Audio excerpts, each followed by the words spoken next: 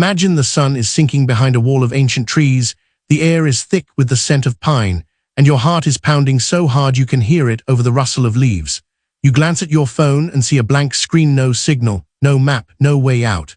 In that instant, most people do the one thing that turns a scary night into a fight for survival. They start walking straight ahead, hoping to stumble onto a trail or a clearing. That single, frantic step burns precious energy, erodes your sense of direction, and can lead you deeper into the unknown. I remember the first time I found myself in that exact situation. I was on a weekend trek in the Cascades, confident in my gear and my sense of direction. When the trail vanished beneath my boots, my instinct was to keep moving, to outrun the fear. After a few minutes of blind steps, I realized I was looping back on myself, my breath growing shallow, my mind racing. That panic was the real enemy, not the forest. What you need to understand is that the brain, when flooded with adrenaline, starts to make shortcuts that are dangerous. Cortisol spikes, heart rate climbs, and the ability to think clearly drops dramatically. The first mistake isn't just walking without a plan, it's allowing panic to dictate your actions. The antidote is simple, yet most people overlook it. Stop, breathe, and reset. Take a moment now, right where you are, and picture yourself in that darkening woods. Close your eyes for a breath. Inhale for a count of 4, hold for 2, exhale for 6, and pause for another 2. Do that 3 times. This box breathing technique calms the nervous system, lowers cortisol, and gives you a clear window to assess your situation. It's the first step in what I call the 3C rule: calm, conserve, consider. Calm means you stop moving and let your body settle. Conserve means you think about your limited resources: water, energy, shelter, and how to protect them. Consider means you evaluate your surroundings with a fresh mind. When you finally open your eyes, you'll notice details you missed in the panic: the direction of the wind, the angle of the sun, the sound of running water in the distance. Now that you've reset, the next 30 minutes become the golden hour of survival. During this time, you should focus on 3 priorities: securing a safe spot, establishing a water source, and creating a mental map.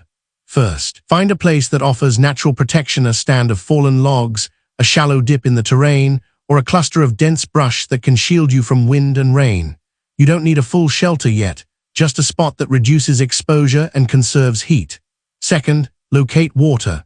The ancient peoples of this land knew to follow animal tracks, listen for the faint murmur of a stream, and look for green vegetation that signals moisture. If you see a line of moss clinging to the north side of a tree, that often indicates a damp area. Collect any clear running water you find, and if you're unsure about its purity, you can boil it later. Just remember that boiling also provides warmth and morale.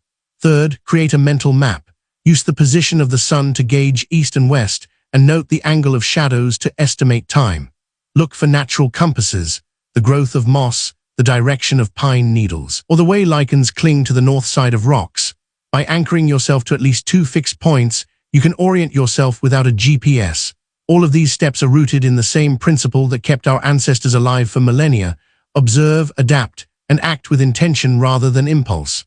When you move forward with purpose, you conserve energy, reduce risk, and keep hope alive.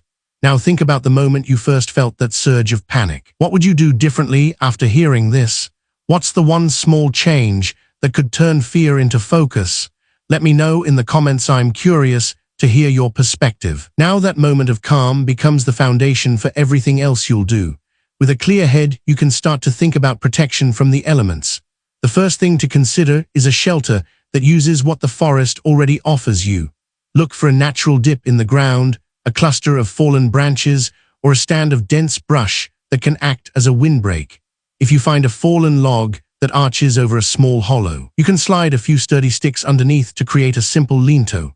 The goal isn't to build a masterpiece, it's to create a space that keeps rain off your back and reduces heat loss during the night.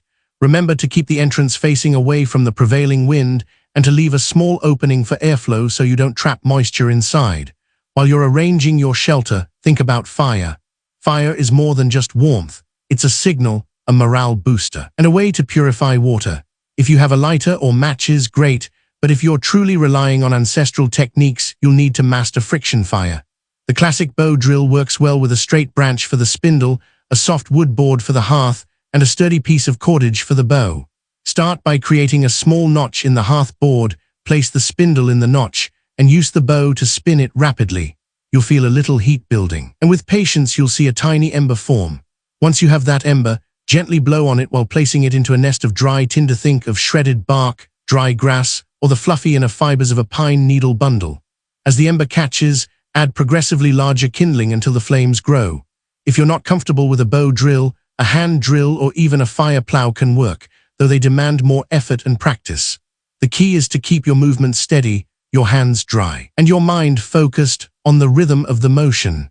With fire established, you can now address the water issue more thoroughly. Boiling water over a fire not only makes it safe to drink, but also provides a source of heat that can keep you from hypothermia during cold nights. If you have a metal container, use it directly over the flames. If you're improvising with a hollowed-out log or a stone bowl, make sure the vessel is stable and that you have a way to keep the fire low enough not to crack the material. While the water is heating, you can also use the steam to signal for help. A simple method is to create a smoky column by adding green leaves or damp vegetation to the fire at intervals. The contrast between white smoke and black smoke can be seen from a distance, especially if you position the fire on a higher point like a small ridge or a rock outcrop. At this stage, you've covered the 3 pillars of survival: shelter, fire, and water. The next element to consider is navigation. Even if you're not planning an immediate trek back to civilization, knowing your orientation can prevent you from wandering in circles. The sun rises in the east and sets in the west, but clouds can obscure it. In such cases, you can use the growth pattern of moss as a rough indicator. Moss tends to grow more densely on the north side of trees in the northern hemisphere, though it's not a perfect rule. Another reliable method is the shadow stick technique.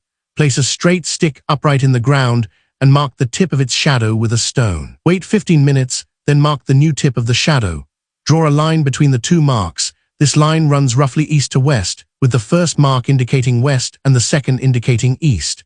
With that knowledge of east and west, you can orient yourself toward a known landmark, such as a ridge, a river, or a clearing that you might have seen earlier. While you're navigating, keep an eye out for natural resources that can aid your situation. Edible plants, berries, and nuts can provide much-needed calories, but only if you're certain they are safe. A good rule of thumb is to avoid any fruit that has a bright red or glossy appearance unless you're absolutely sure of its identity. Many poisonous berries are bright red, while many safe ones are duller in color. If you're unsure, it's better to stick with water and fire for now and focus on conserving energy. In addition, animal tracks can lead you to water sources or even to a game trail that might provide protein if you're skilled in trapping. Simple snares made from flexible branches and natural cordage can be set near game paths, but they require patience and a willingness to check them regularly. As night falls, the forest sounds become louder, and the mind can start to wander toward fear. This is where mental resilience plays a crucial role. Remind yourself of the steps you've already taken. You have a shelter that shields you from wind, a fire that provides warmth and a sense of control, and a water source that keeps you hydrated. These achievements are proof that you can handle the situation. If thoughts of panic arise, return to the breathing technique you practiced earlier. Inhale for a count of 4, hold for a count of 4, exhale for a count of 4, and pause for a count of 4. This box breathing not only steadies your heart rate, but also reinforces a sense of rhythm, much like the steady crackle of the fire. When the fire begins to die down, you can add fresh kindling to keep it alive. Use the heat from the embers to dry out any damp tinder you might have collected earlier. The glow of the flames also serves as a beacon for any rescuers who might be searching. If you have a reflective surface, such as a piece of foil or a shiny stone, you can angle it toward the sky to catch the moonlight and create a flashing signal. Even a simple arrangement of 3 fires in a triangular pattern is a universally recognized distress signal. Now picture yourself in this moment. The fire crackles, the shelter holds, the water is boiling, and you have a clear sense of direction. You've turned a terrifying loss of orientation into a controlled, purposeful routine. This transformation is exactly what our ancestors did every day, using observation, patience, and ingenuity to survive. If you ever find yourself in a similar scenario, remember the sequence. Stop, breathe, assess, secure shelter, create fire, find water. Orient yourself and stay mentally resilient. Each step builds on the previous one, creating a chain of actions that keep you alive and moving towards safety. What would you do right now if you were standing in that forest, hearing the wind rustle through the trees and feeling the heat of the fire on your skin? Imagine the choices you'd make and how you'd apply the techniques we've discussed. Visualize yourself gathering kindling, tending the flame, and scanning the horizon for a sign of rescue. The more vividly you picture it, the more prepared you'll be if the situation ever becomes real. If this guide sparked a new perspective on wilderness survival, share your thoughts below. Have you ever faced a similar challenge, or is this the first time you're learning about these ancient methods? Your experiences can help others avoid the same pitfalls and reinforce the community of knowledge that keeps us all safer out there. And if you found value in this walkthrough, consider staying connected for more deep dives into primitive skills, bushcraft projects, and real-world survival scenarios. Your support helps keep the channel alive, and together we can explore the timeless techniques that have kept humans thriving for countless generations. Feel free to like, comment, and share this video with anyone who might benefit from a little extra preparedness. The forest is full of lessons. Let's keep learning them together.